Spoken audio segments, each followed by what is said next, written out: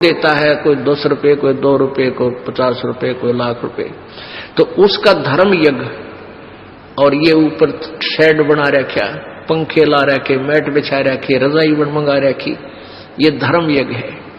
और दूसरी यज्ञ ध्यान, जब यहां आते हो तो मालिक याद आता है, ना तो संसार में भगवान नहीं याद आता शीघ्र सी।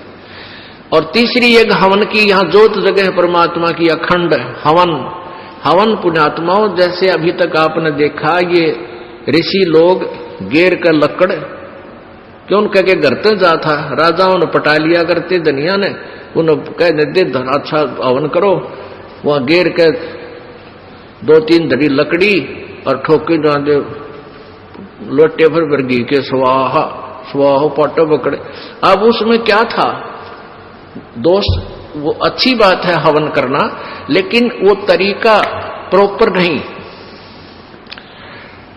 न्यू कारण आंधा न्योतर 2 बुलावे, अगर आंधे का निमंत्रण दोगे 2 आवेंगे एक की बजाय। तो कहने का भाव ये था कि वो ऋषि लोगों को हम क्यों बुलाया करते, क्योंकि हम अनपढ़ थे, उन्होंने अपना फायदा उठाया कि केवल एक ब्राह्मण ही पढ़ने का अधिकारी है, तुम अपना धंधा पीटो, जिसका जिसा काम है। परमात्मा ने ये कहा कि देखो भगवान की भक्ति प्रत्येक व्यक्ति कर सकता है और प्रत्येक ही शिक्षित होना चाहिए, ये गलत कर रखा था इन्होंने। तो अब आप सारे शिक्षित हो गए। अब मालिक ने जो खेल खेला है, ये समय इंतजार किया है कि अब अपनी प्यारी आत्माओं को अपनी महिमा में अब बताऊंगा और सारे सबका समझ में आएगी। अब आप सभी शिक्षित हो गए और सभी को मंत्र, ये परमात्मा की वाणी याद होगी। छोटे छोटे बच्चा के पूरी आरती याद हो रही है भगवान की वाणी की। अब एक रुई, एक 1.5 ग्राम 2 ग्राम रुई लगेगी, एक जोत बना दे, खड़ी जोत लगा दी, उसमें घी डाल दिया जितने आपकी इच्छा है, एक कटोरा भर दे, सारे दिन जलाए। तो उसमें वो घी उसमें डाल दिया और हम अपना मंत्र वाणी सुबह नित्यनेम करें, दोपहर रमैनी करें, शाम में संध्या आरती करें, ये भगवान की वाणी भी हम बोलते रहते हैं। तो वो भी हवन हो रहा है। उस लकड़ियों वाले हवन की तुलना में ये हवन श्रेष्ठ है, क्योंकि इसमें आप एक 100 ग्राम रुई में 1 क्विंटल घी हवन कर सकते हो। उसमें उसकी जोत न जलन नहीं दे, उसमें डालने जाएगी 100 ग्राम जोत में 1 क्विंटल घी हवन कर सकते हो आप। और लकड़ियां में 1 क्विंटल घी हवन करने के लिए कम से कम भी 20 किलो तक कम से कम लकड़ी जला देते हो। तो उन लकड़ियों के जलने से कार्बन डाइऑक्साइड अधिक होती है। उस 2 धड़ी यानी 20 किलो लकड़ी समाप्त की जलने की तुलना में एक 100 ग्राम रुई की का प्रदूषण उससे कई हजार गुना कम होगा। तो हमने ये अपनाना है। तो हम अपना हवन डेली करें हैं। अब क्या करा करते, कोई मृत्यु होगी, बुलाओ गुरुजी ने और हमारा हवन करिए 2 दिन 4 दिन। वो 2 दिन के हवन में कैलाट उठ गया। रोज करो हवन अपना, एक जोत लगा दे, सुता उठ के हाथ पैर धो ले, नहान का ना फुर्सत मिले, कोई जरूरी ना होती नहाना। इसमें नहाए धोए क्या भ्याज है, मन का मैल ना जाए और मीन सदा जल में रहे, धोए बांस ना जाए। अंदर से अंत तक साफ हो, हाथ पैर जरूर धो ले, क्योंकि धार्मिक वस्तुओं के हाथ लगाने।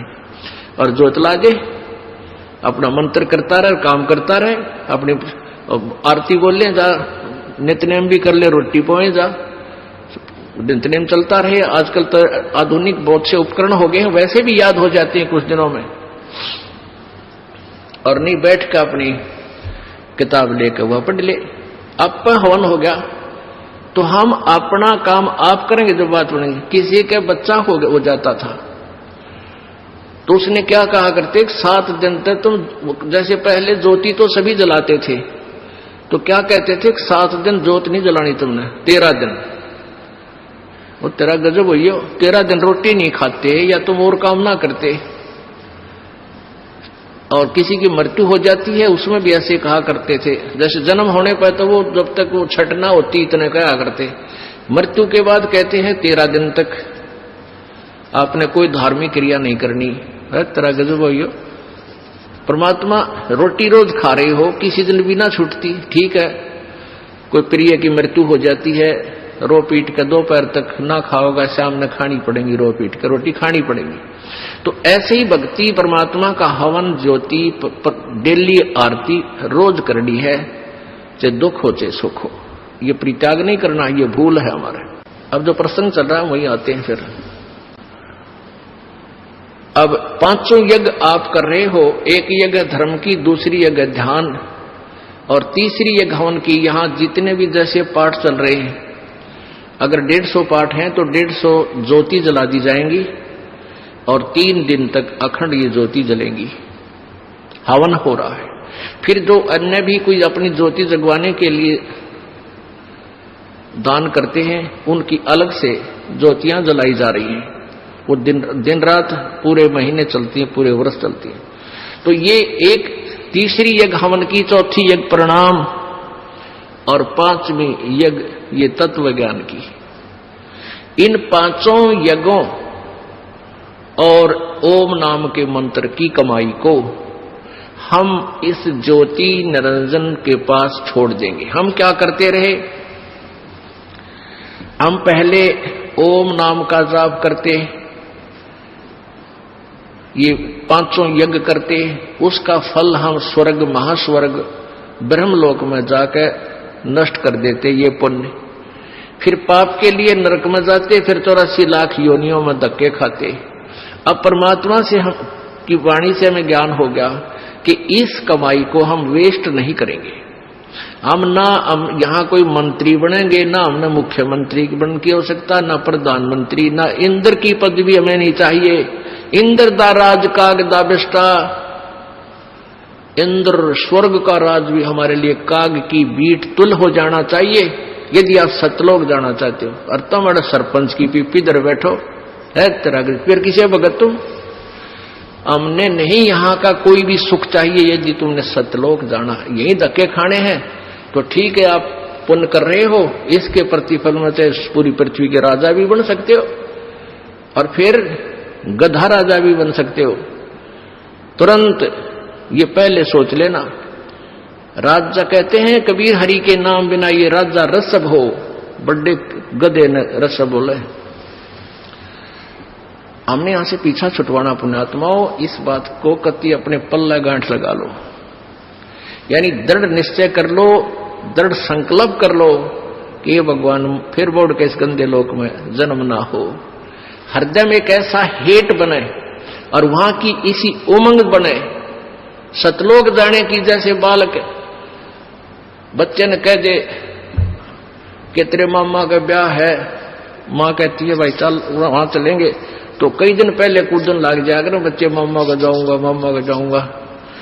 तो ऐसे ही हमने सतलोक जाने की उमंग भर जानी चाहिए। अगर आपके हृदय में यह पक्की दस जाती है कि वहां सतलोक है, वो सच्चा सुख सतल है, हमारा मूल स्थान वहां है, हमारे वहां पहले के कुछ साथी भी वहां रहे हैं जो हमारे की तरह बेवकूफ ना बने। तो गरीबदास साहिब जी ने कहा है, वाह वाह अमरपुर जाऊंगा, वाह वाह अमरपुर जाऊंगा, सतलोक जाऊंगा, दीन दयाल भक्ति दे मोको, अनहद वाणी गाऊंगा, वाह वाह अमरपुर जाऊंगा, वाह वाह अमरपुर जाऊंगा। यानी ऐसी उमंग हो आपके अंदर। तो ऐसे ये 5 यज्ञ जब होगी तो 5 यज्ञों का प्रतिफल और ओम नाम की जो कमाई है हम यहां नहीं लेंगे, कत्ती भी नहीं लेंगे। चाहे हमने आपका तो बेरना पर दास तो थूके भी नहीं आके इस राज और पाठ और 21 ब्रह्मांड भी दे तो भी नहीं चाहिए। हमने तो झंझट मिटवाना संग जन्म का।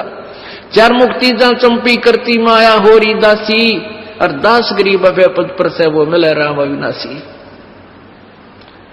उस सतलोक में जाने के बाद यहाँ की जो 4 मुक्तियों के सुख, जो अंतिम मुक्तियां हैं, और ये मुक्तियां चारों नाशवान हैं, ये इनका फल समाप्त होता है।